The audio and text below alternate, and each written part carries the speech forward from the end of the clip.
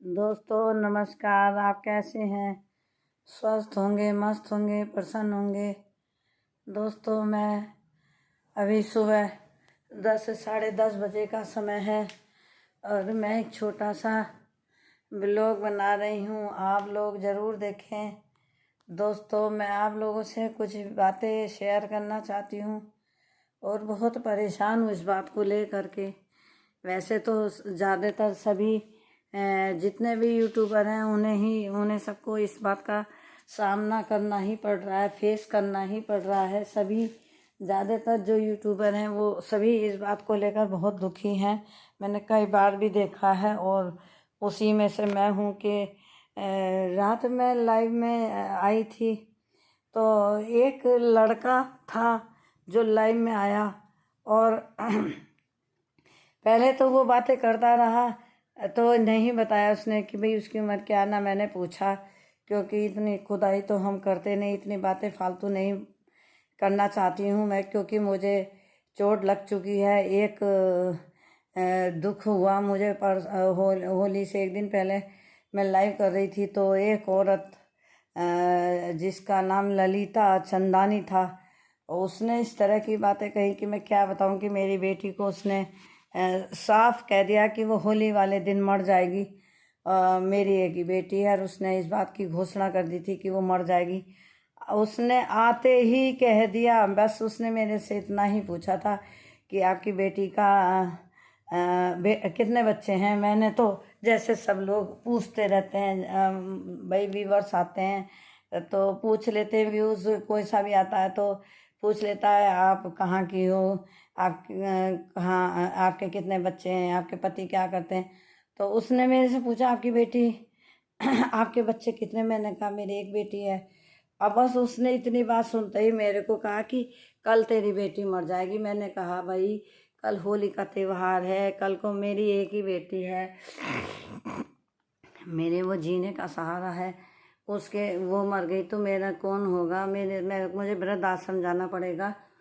तो उसने इतनी गंदी गंदी सी बोली बात कि तेरा पति भी मर गया क्या? हाँ वो मर गया क्या, वो मर गया। उसने घर में औरों को भी बहुत ही बदतमीजी से बात करी।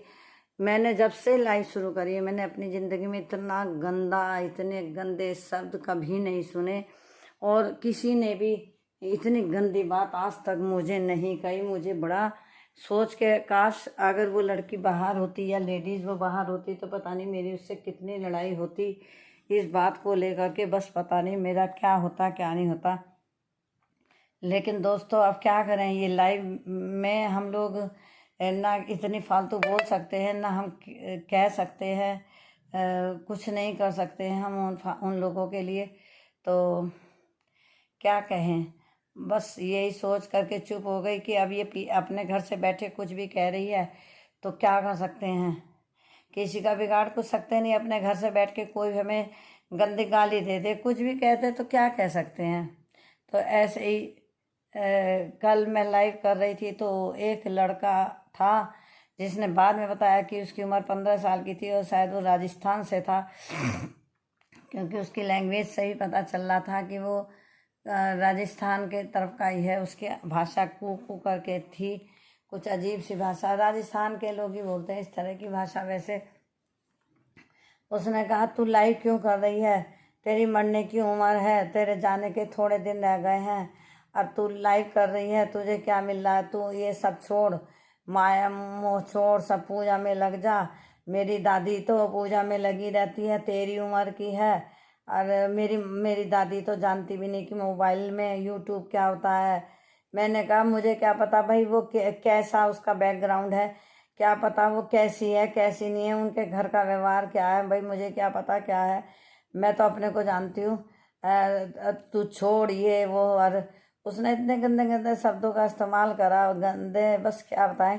तो वैसे तो हमें यूट्यूब वालों ने ऑप्शन दे रखा है कि भाई तुम ऐसे ये काम करो, या अगर कोई हमसे गलत बोले तो उसे हाइड भी कर सकते हैं, उसे चैनल पे से वो कर सकते हैं।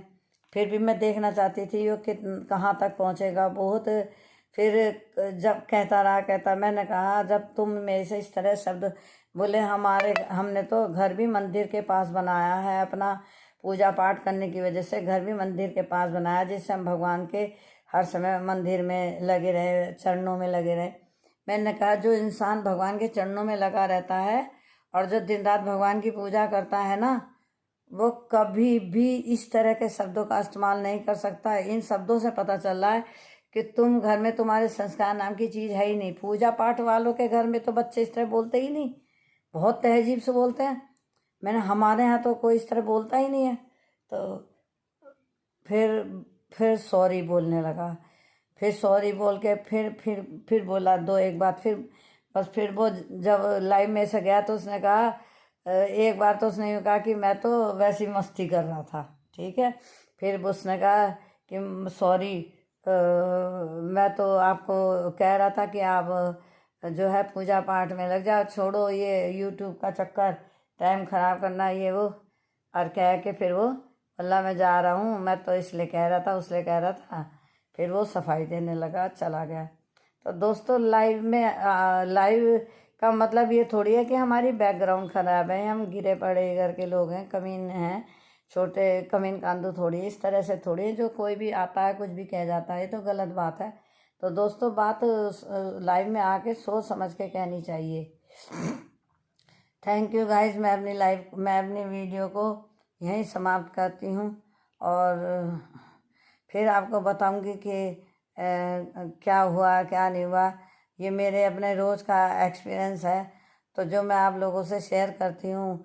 तो आप लोग मेरी वीडियो को लाइक ज़रूर करा करें, शेयर करा करें और सब्सक्राइब करना ना भूला करें। दोस्तों वीडियो यूँ ही नहीं बनती, बहुत मेहनत लगती है और सारा दिन ऐसे ही चला जाता है मेहनत करते करते। मुझे तो टाइम ही नहीं मिलता। सब लोग मुझे कहते हैं कि तुम हर समय यूट्यूब में लगी रहती हो। मेरी बेटी का बेटा है, तो जबकि अभी ज़्यादा उम्र नहीं है, वो भी कहता रहता है क्या कि तुम हर समय यूट्यूब में घुसी रहती, तुम्हारा यूट्यूब चैनल डिलीट कर दूँगा, यूट्यूब चैनल डिलीट कर दूँगा। वो हर समय मुझे लड़ता रहता है। तो दोस्तों बड़ा मेहनत लगता है इसमें भी। आप लोग हमारी वीडियो देखा करें और लाइक सब्सक्राइब कर दिया करें प्लीज़। आप जहाँ से भी हैं मुझे कमेंट्स करना कि आपको मेरी बातें कैसी लगी और मुझे पता चले कि आप लोग कहाँ से हैं गाइस। और आप लोग कमेंट्स करेंगे तो पता चलेगा ना। थैंक यू सो मच मेरी लाइव में आने के लिए। Thank you so much. मेरी वीडियो को लाइक करें, शेयर करें। लाइव करते करते मुँह से दोस्तों लाइव ही निकल जाता है। मैं लाइव की बात कर रही थी तो लाइव मुंह से लाइव करते करते लाइव ऐसा शब्द मुंह पे बैठ गया है कि वीडियो बनाते हुए भी लाइव निकलने लगा है मुंह से। तो आप लोग प्लीज़ मेरी वीडियो को लाइक शेयर सब्सक्राइब जरूर करें। थैंक यू सो मच, धन्यवाद।